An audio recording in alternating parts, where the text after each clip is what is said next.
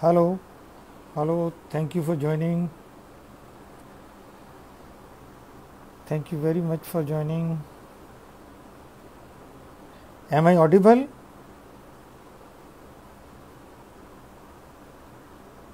Hello?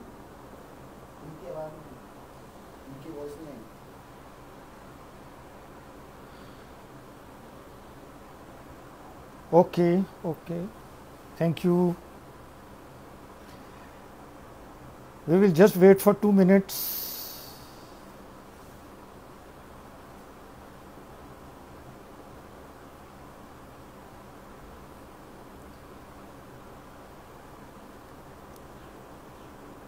Thank you very much for joining today.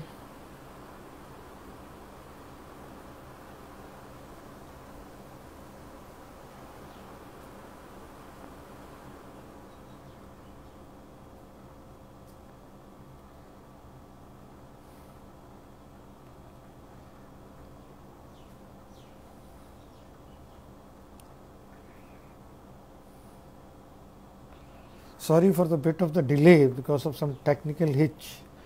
So we will just wait for another maximum 2 minutes.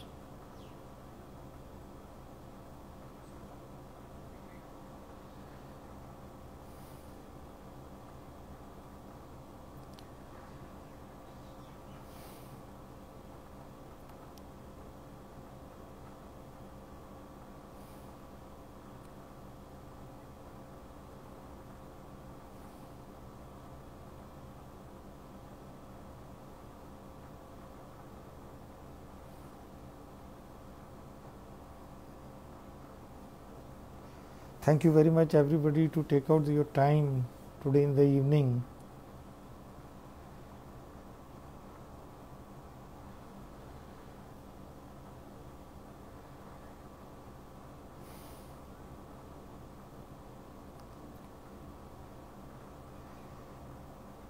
We will wait for another 1 minute.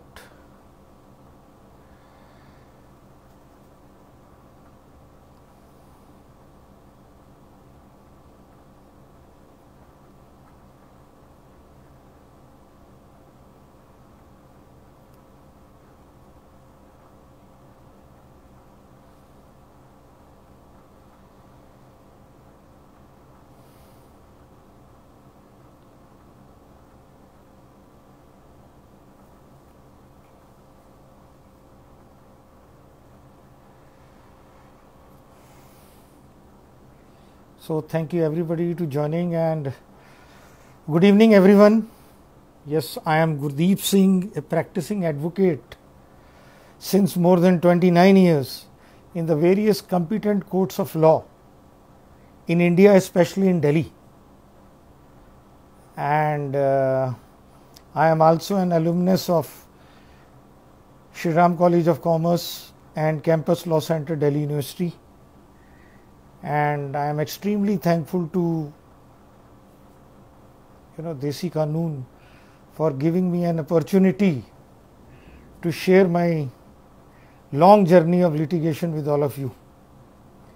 So once again, good evening, and today's topic is appeal in CPC. It's a very, very important topic. And before I start the topic, I want to add one thing, that I am also an advocate for CIFIL, that is Canadian Institute for International Law Expertise. So it's a long journey of litigation. So I want to really share my ground experiences from the lowest court, from the court of civil judge to the court of Supreme Court. So we will touch very important aspect, that is known as appeal. Before I go into the deep detail of appeal, I want to emphasize the time limit to file an appeal, jurisdiction to file an appeal, and territorial as well as pecuniary jurisdiction. It's very, very important to understand, and this I will do with an example. Any aggrieved party can file an appeal, and appeal against the judgment and decree of the original suit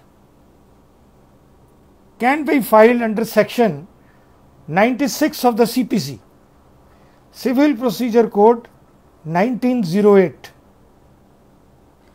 Now I will give an example that if a plaintiff has filed a suit in the court of the district judge and has got a judgment and decree in his favor, then defendant can file an appeal under section 96, that is known as regular first appeal, in the Honorable High Court. For example, the case is filed in 30 Hazari Court in Delhi, then you can file an RFA, regular first appeal, in the Honorable High Court of Delhi at New Delhi within 90 days from the passing of that judgment and decree. And suppose if you are unable to file an appeal within 90 days, then suppose if you have filed an appeal in 100 days, then you have to move an application under section 5 of the Limitation Act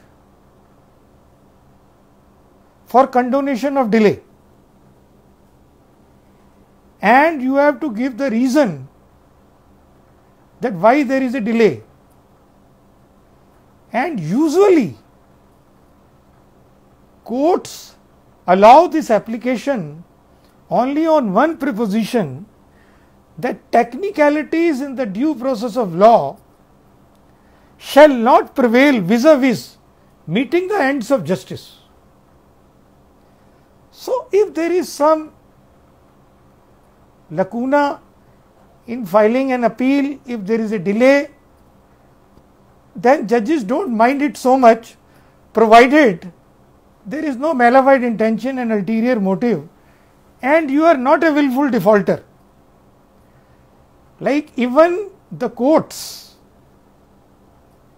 condone the delay for months and months, sometimes years and years, because of this preposition which I have just told, that technicalities shall not prevail in order to meet the ends of justice. So, this is a very, very basic preposition. So, I have just given you an example that where you can file a regular first appeal. Now, there are many things in it. For example, if an original suit is filed in the court of civil judge because of the pecuniary jurisdiction. Now, the pecuniary jurisdiction in Delhi for civil judge is from 5 lakh to 1 crore. Suppose if a person has got a judgment and decree in his favor, then the defendant appellant has to file a regular first appeal in the court of district judge within 30 days. So, what I want to say that from that particular court only, for example, in 30 Hazari, if defendant loses a case, then he has to file, he loses a case in the court of the civil judge, then he has to file RFA, regular first appeal, in the court of the district judge within 30 days. And suppose if he has not filed within 30 days, then same, like he has to file an application under section 5 of the Limitation Act for condonation of delay and has to convince the judge for sufficient cause, like why there is a delay. Once again I am saying that judges usually grant it without any hassle. Now I am giving you the third option. Like original suit is filed in High Court only. So single bench, before single bench, because 2 crore plus is the jurisdiction with the Honorable High Court of Delhi at New Delhi. And if the original suit is filed and plaintiff has got a judgment and decree in his favor, then defendant appellant has to file RFA regular first appeal in DB. DB is division bench, but within 30 days, because it is the same court, High Court to High Court. It is not 90 days.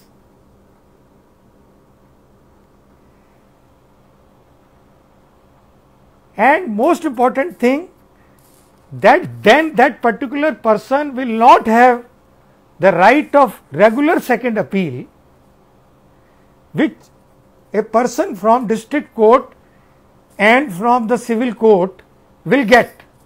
Then if a person loses regular first appeal in the original suit which was filed in High Court only, then that particular person has to go directly to SLP, special leave petition under Article 136 of the Constitution of India, to the Honorable Supreme Court. But I will just take an example of now civil court, civil judge court.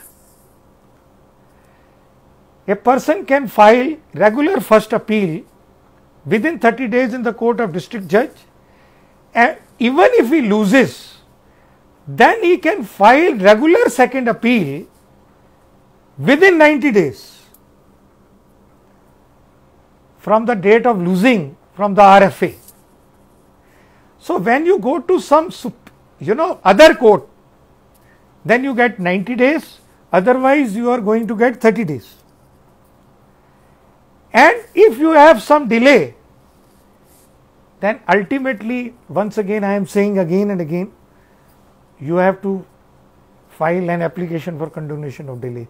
So this is the way we have to file appeals accordingly.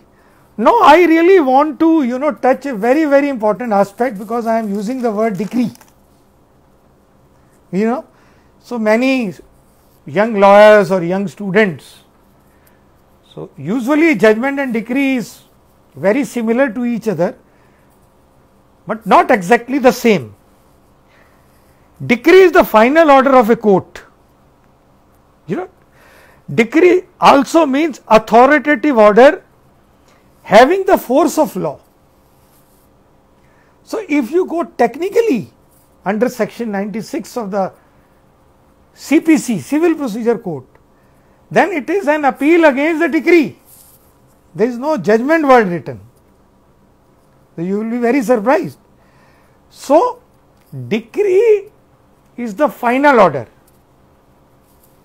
and it's you can say a step ahead of a judgment. Judgment is the final finding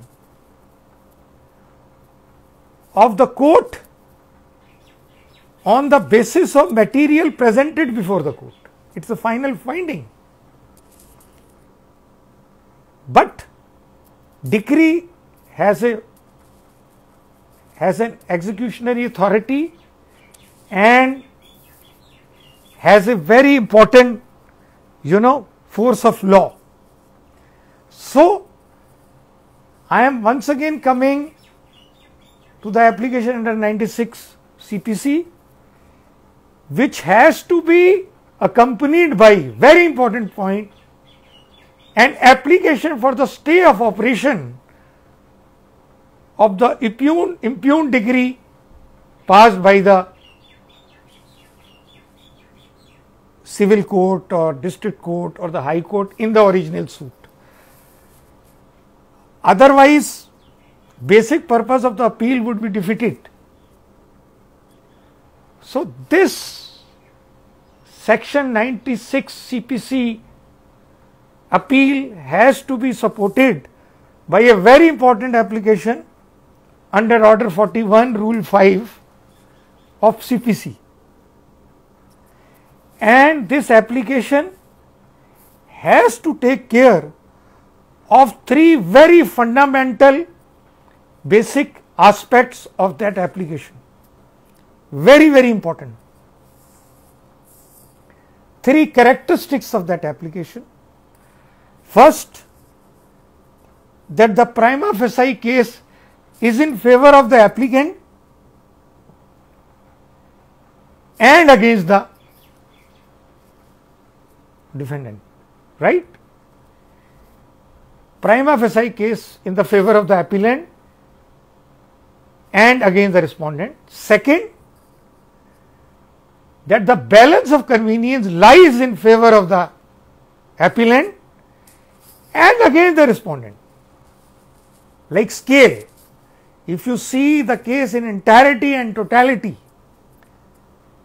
then balance of convenience lies in favor of appellant, not with the respondent who has already won the case. Third, very, very important point, if the relief is not granted, if the stay is not granted, then the appellant will suffer an irreparable damage which cannot be compensated in the form of money. So, these are the three very important characteristics of the stay application, and it is very, very important to accompany it, because if you are filing an appeal and there is no application in support of that, then court can't grant you a stay. So, appeal will be some sort of, will be toothless. So, the moment we file RFA, we file an application along with it, along with these three characteristics, and on a very first day of hearing, we press and agitate for a stay. That two things: first, that appeal be admitted, and simultaneously stay of impugn decree from the original suit to be done herewith. And usually in the regular first appeal, judges, the court reopens the case to give a chance to the appellant on the basis of facts also, but fundamentally on the basis of question of law. But appellant, if loses, then that particular aggrieved party, appellant, has another chance, that is known as regular second appeal, RSA. But RSA can only be invoked when only a substantial question of law is involved. It is very, very important. Courts will only intervene when there is a substantial question of law is involved, that the particular judgment passed in RFA, regular first appeal, is prima facie against the settled law of the land. So, it is very, very important. For example, settled law of the land is that where the property is situated, that is the territorial jurisdiction. For example, I will make it very easy for you all to understand it, that the plaintiff is residing in Delhi, or the plaintiffs are residing in Delhi, and the defendant is residing in Delhi, or the defendants are residing in Delhi, but the case had gone for years in Delhi, but the suit property is situated in Chandigarh, for example, then the jurisdiction lies with the District Court, Chandigarh, and the appellant jurisdiction lies with the High Court of Chandigarh, like High Court of Punjab and Haryana at Chandigarh. Even though both plaintiff and defendant, they are residing in Delhi. So, if in such scenario, actual jurisdiction is with Chandigarh District Court, so the judgment and decree has to be passed by the Chandigarh, not by the Delhi. So, I am giving you this example in order to make it very easy to understand. So, this is very, very important to understand how to file, in what time limit we have to file, and even if we are unable to file in time limit, what are the remedies. So, this is very, very important to really understand while filing it, because even if your case is very good, if you are not filing at the proper place, then it is not done, then you are not going to win. So, this is very, very important. So, a good lawyer will always see the fundamentals of jurisdiction, time limit, before filing an appeal. A good lawyer has to see all these things very, very seriously. He should not be casual, because otherwise merit of the case will come later on. You are bound to lose at a very, very basic stage. So, it is very, very important to be focused on certain primary issues when filing an appeal, because filing an appeal, you are challenging a judgment and a decree which has been passed by a civil judge or a district judge after going through a case for 4 years, 5 years, 6 years, 7 years, after the case has gone in detail into trial.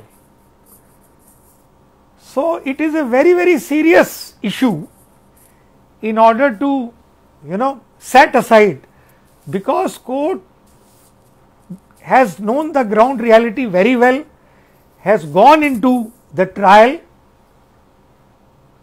thoroughly for years. So, that particular judge knows that what is the ground reality and what are the facts and circumstances of the case and what is the preposition of law generally. So, in order to defeat it, we have to be a very, very sincere, earnest and focused lawyers.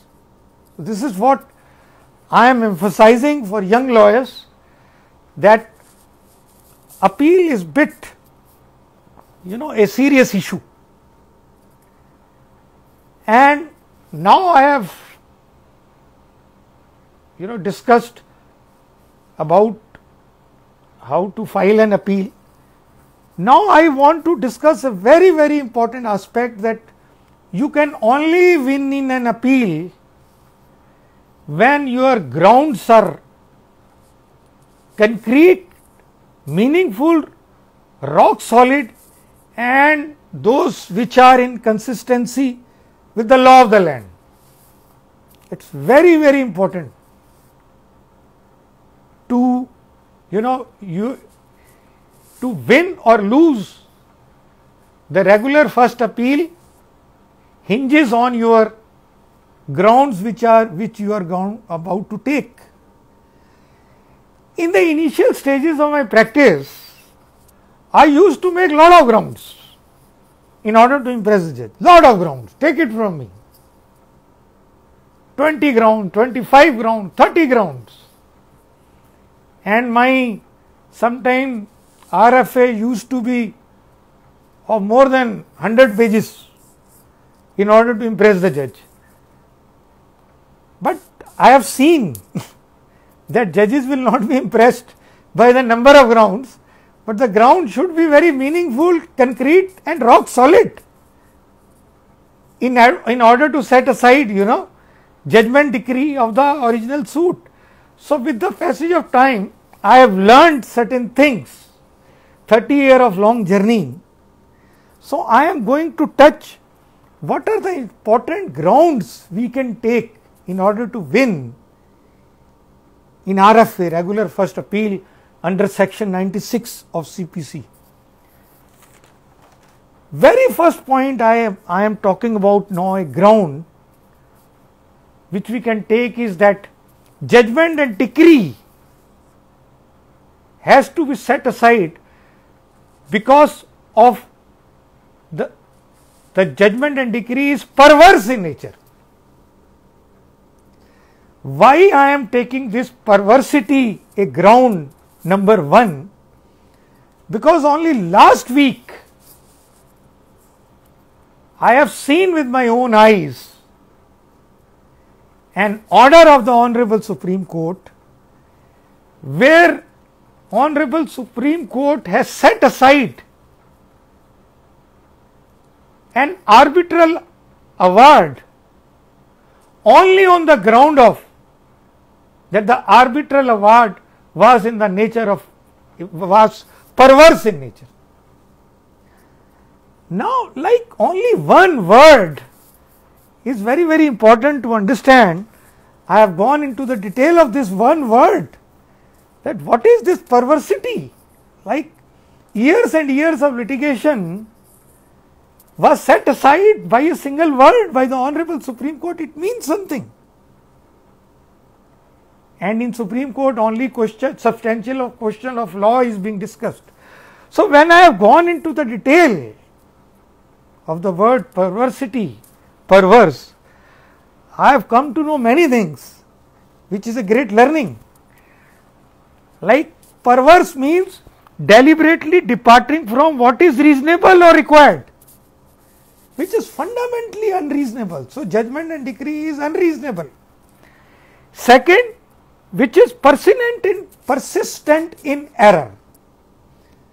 So, the meaning of perverse is very comprehensive. So, I am giving 4 or 5 meanings of perverse. Third, wayward, intractable and peevish. Peevish is foolish and absolutely wayward, not at all inconsistent with the law of the land. And it is against the weight of evidence or the judge's direction. So, just see the meaning of perverse. So, it is very, very important ground when you are filing an appeal. You have to go into the detail of the case law. You have to go into the detail of that brief thoroughly and try to have an appeal solidly under the 4 corners of perversity. It will be a very, very good ground to win.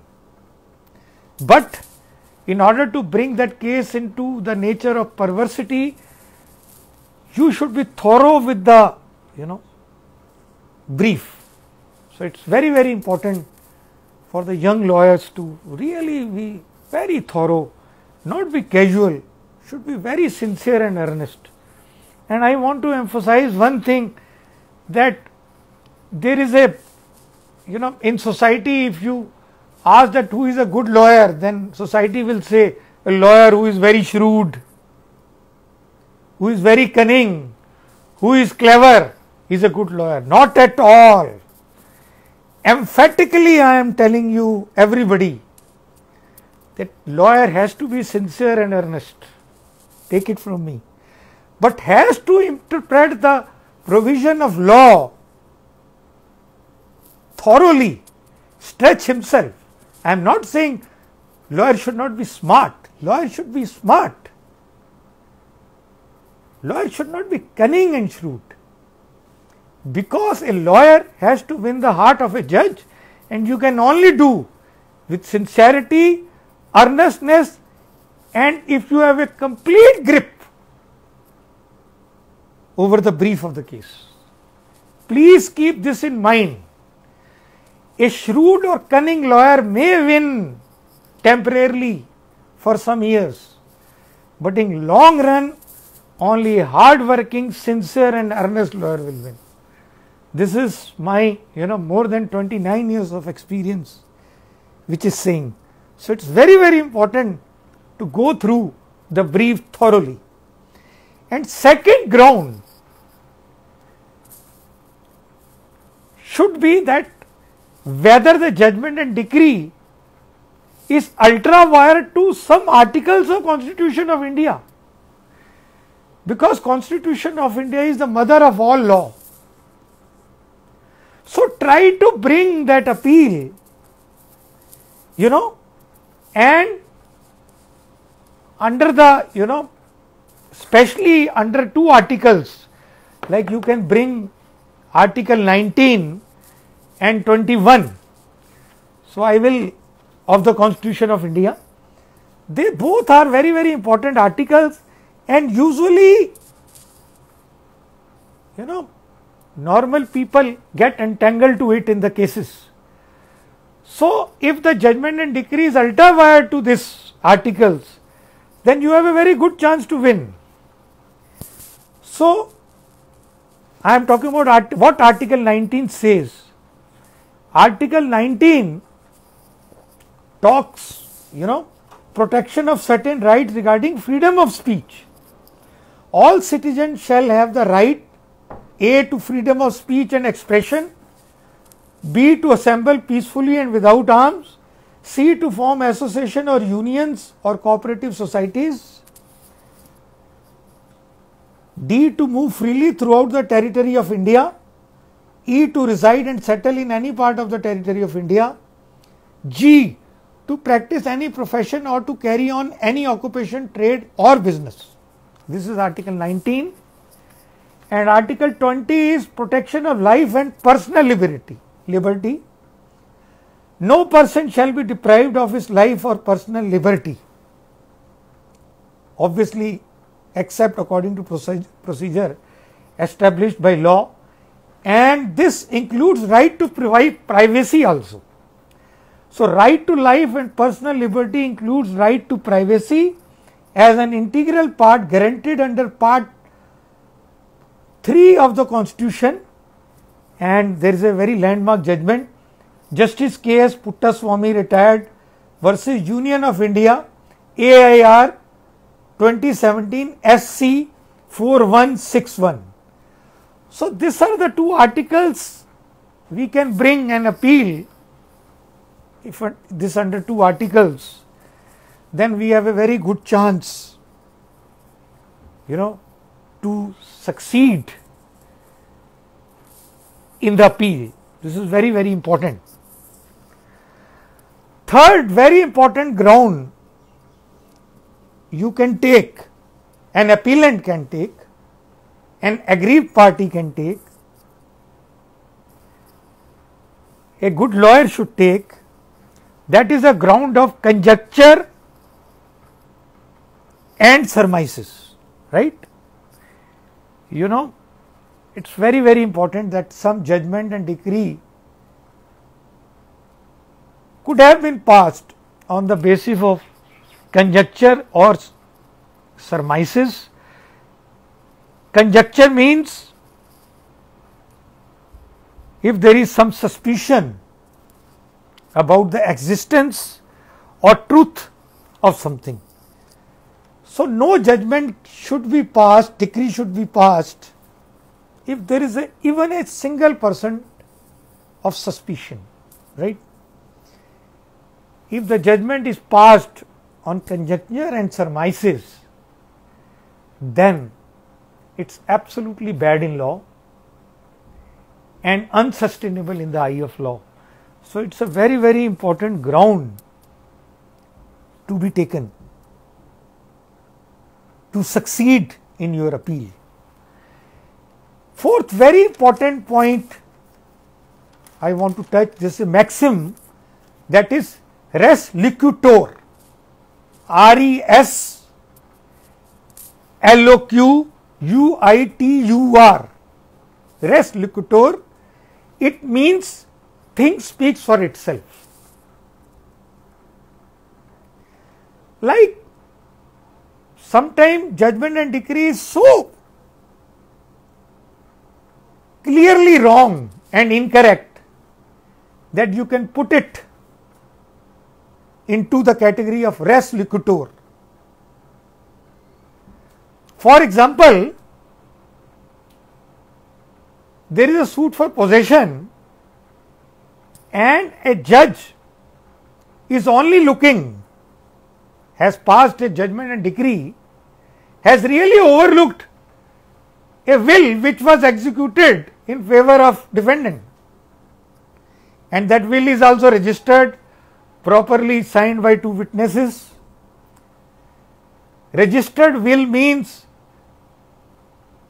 registrar becomes witness to it. That is the meaning of registered will. When registrar, has become a witness to it, and civil judge or district judge has really overlooked it. So, this particular judgment and decree can come under the maxim res loquitur. Thing speaks for itself. There is, prima facie. Res loquitur is a step ahead than prima facie also. So, this ground definitely a good lawyer should take. Another very important ground maxim is odi altum pertum, very famous,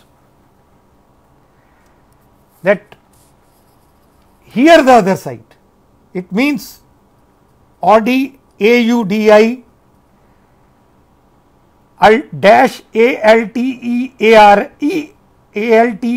ALTERAM dash PARTEM, odi altum pertum, hear the other side. Sometime in district courts, I have seen that lawyer usually take lot of dates while before doing final arguments, because you have to study a lot for the final argument. You have to study file, you have to inspect court files, and long journey for so many years, and final argument. So, lawyers take lot of dates. So, sometimes judges get angry and they keep on warning that particular advocate that please do argue, please do argue. But sometimes advocate, they keep on taking dates, keep on taking adjournments, and a judge gets angry and he passes the judgment and decree without hearing the lawyer. This is not done. A good judge should impose cost. The moment a good judge will impose the cost to a lawyer, lawyer will definitely going to come on the next date of hearing. Take it from me. This is my practical experience. Either the money will go from his pocket and no advocate is going to pay from his pocket. So, when there will be heat on his head, he is going to argue. But a good judge should always give a chance for the other lawyer to pass a judgment. Otherwise, a good ground of odi altum pertum, here the other side comes. So, this is very, very important to understand, that judge should make a lawyer to argue, pressurize him through costs, nowadays heavy costs are being imposed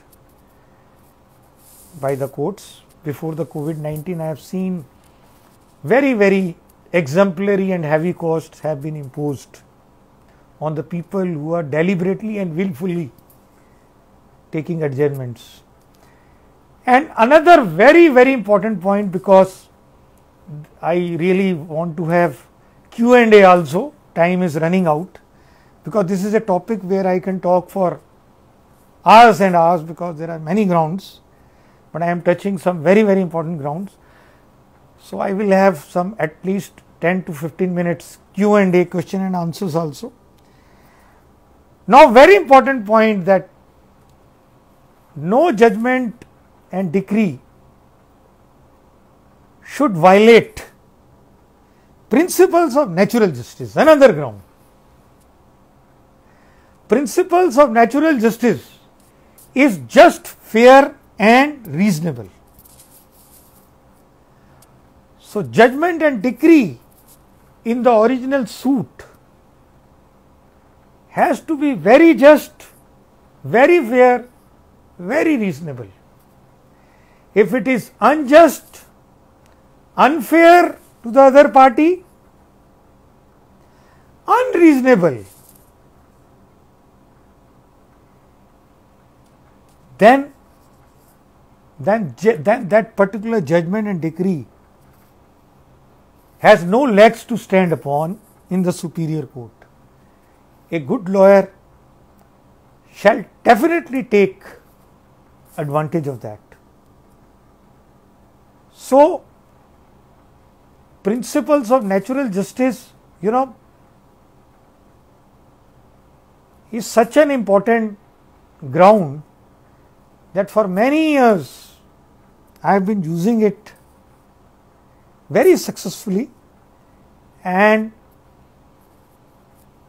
it's, if you go through the court file, if you go through the long journey of trial, if you work hard, then we can definitely take advantage in a very practical manner in the courts. And another very important ground a good lawyer should take is that the judgment and decree is arbitrary in nature. There should not, judge cannot be arbitrary. Judge can use the discretionary power. Now this is very, very important. It has a very, very important role.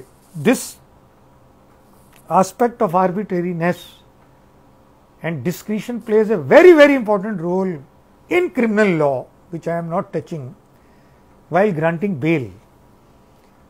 Judge should use discretion to the maximum limit, but there should not be an iota of arbitrariness.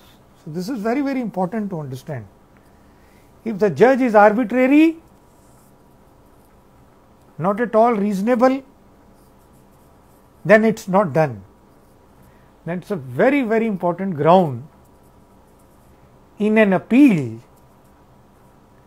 to really win in RFA, regular first appeal. So it's very, very important to take some very, very important grounds in order to win in regular first appeal under section 96 of the CPC. Now, a good judgment and decree meets the ends of justice.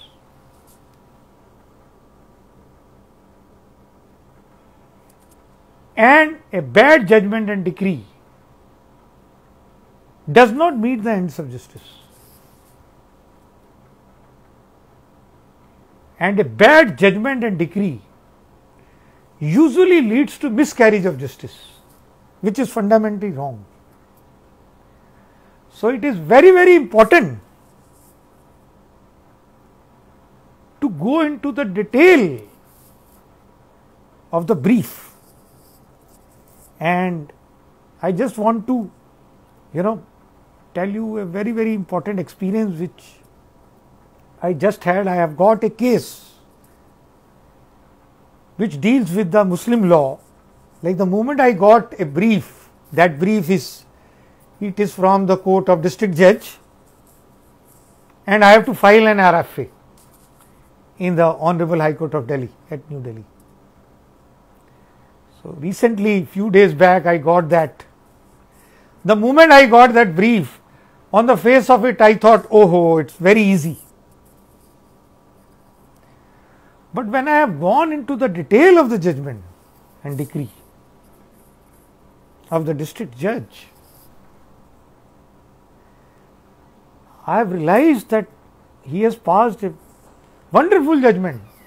Like in Muslim law, in a will, an owner of the property cannot give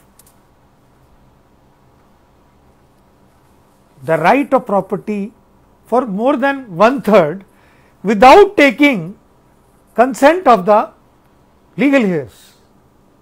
This is Muslim law, it is not applicable in Hindu law.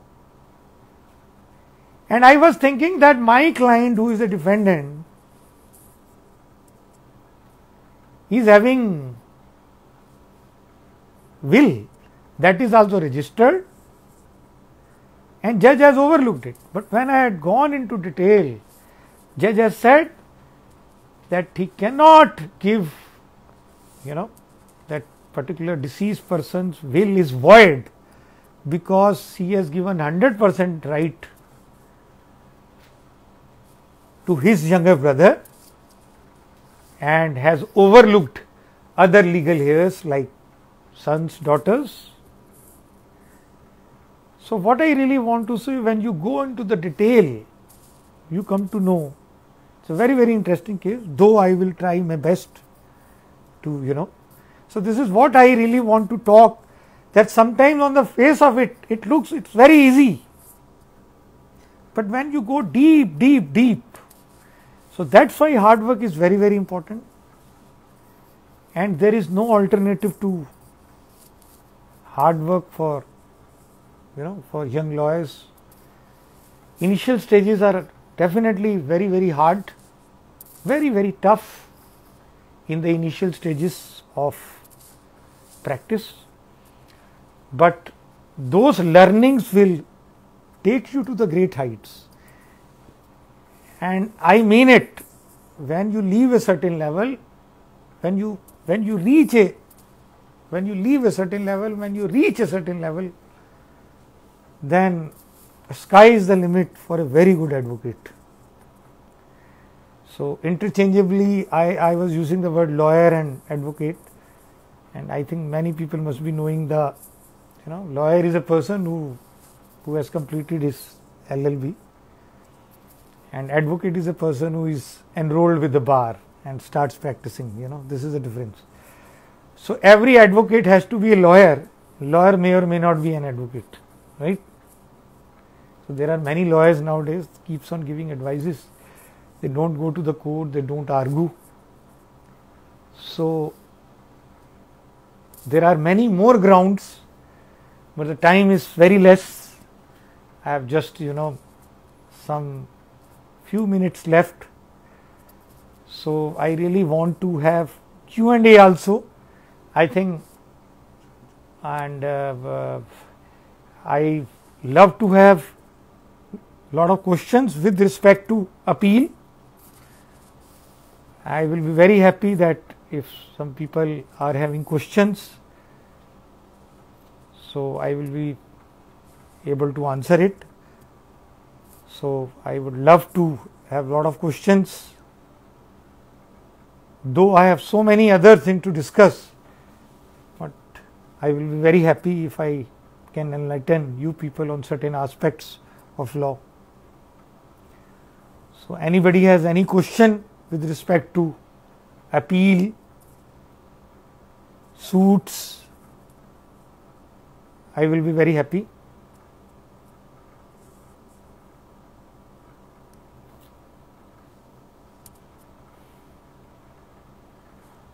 So, I will touch, because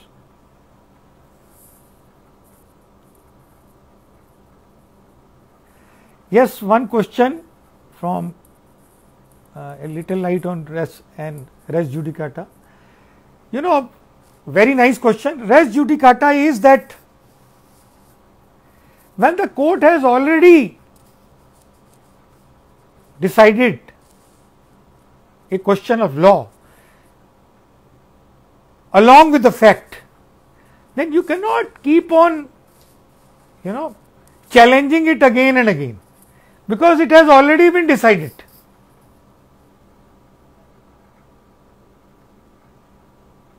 Are you getting my point?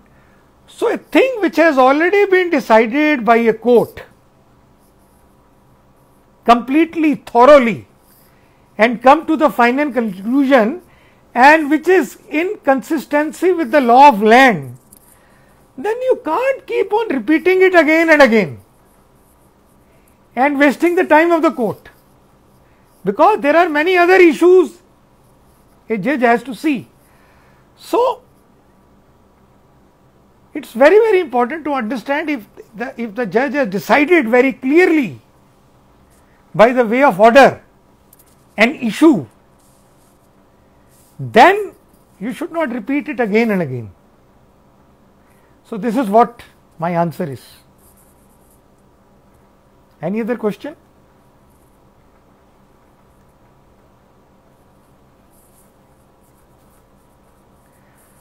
So, I will touch other, you can keep on asking question. I have some few minutes still left. You can keep on asking certain questions, because I can see on my screen. Regarding jurisdiction is the very, very important. Very, very important. Jurisdiction aspect is very, very important. Like, for example, I have already told you, if the suit property is situated in Chandigarh and both plaintiff and defendant, they reside in Delhi, then the jurisdiction is Chandigarh. Then any order passed by any Delhi court is void ab initio, prima facie wrong, unsustainable in the eye of law. So, jurisdiction aspect is very important. And pecuniary, there are fundamentally two types of jurisdiction: pecuniary jurisdiction as well as territorial jurisdiction. So, territorial jurisdiction I have just talked about, and now I will talk about pecuniary jurisdiction also. Suppose if the suit property is worth 1.5 crores,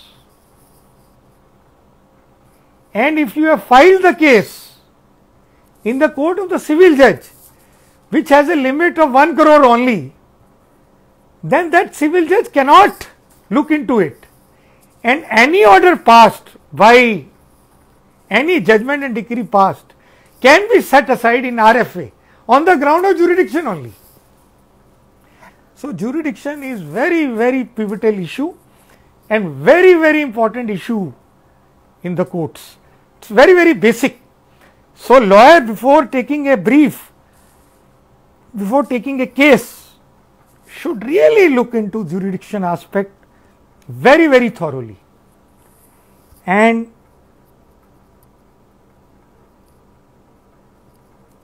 it is vary from case to case, but usually within 3 years, this question, within how much time a case must be filed if someone breaches a contract for sale of immovable property, it differs from case to case, and what are the facts and circumstances of the case. These are very, very, it varies from case to case, but within 3 years you can definitely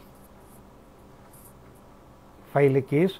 And even, I am once again saying, even if there is a delay, then we can move an application under section 5 of the Limitation Act for condonation of delay. If you have a good case, then you have to give a sufficient cause that why there is a delay, because immovable property involves huge sums, because property involves a lot of money. So, judges do try to adjust the aggrieved party. If you are a genuine, you have been befooled genuinely, then you can. So, this is it. It varies from cases to cases, varies from contract also. There can be a very important provision of contract which gives you, then time limit can be increased, time limit can be decreased, depending upon both the parties' understanding. That's what I was.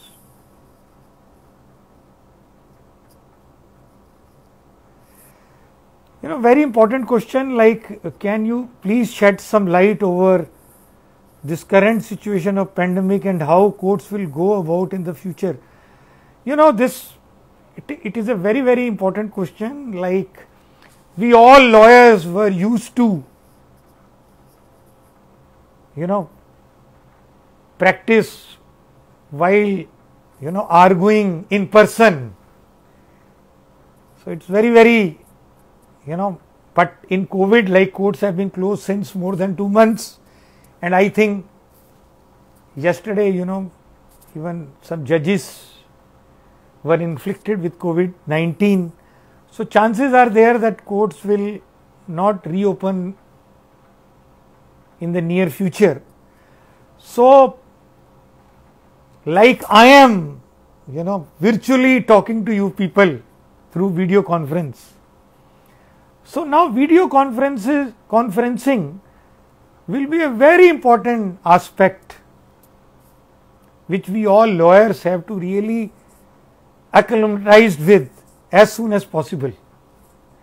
So, in the near future also, even if the courts will be open, that video conferencing will be a very, very important now thing that lawyers should learn as soon as possible, because nowadays only urgent matters are being heard by the High Court and District Court also through video conferencing also only.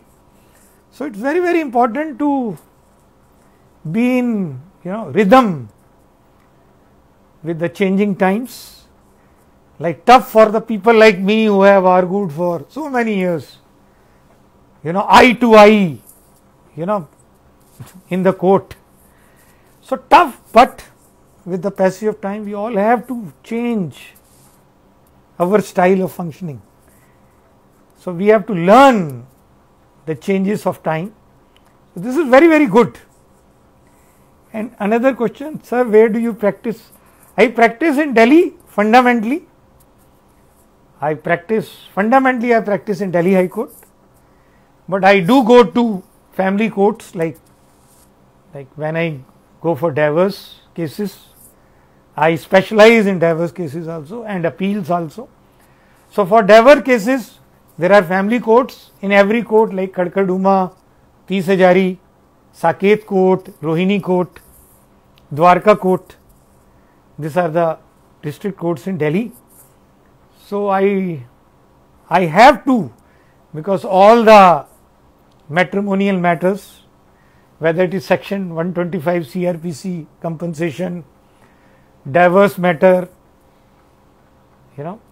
or domestic violence act, or dowry matter 498A, I have to go to the district courts, and I do go. So this there I practice in district courts of Delhi, High Court, and in certain exceptional circumstances I do go to Supreme Court if the need arises. So, any other question? Very nice to, only 2-3 minutes left. So, very, very nice. I am very, very thankful to Desi Qanun for giving me an opportunity to share bit of my knowledge, and I wanted to touch very basic. I wanted to be very simple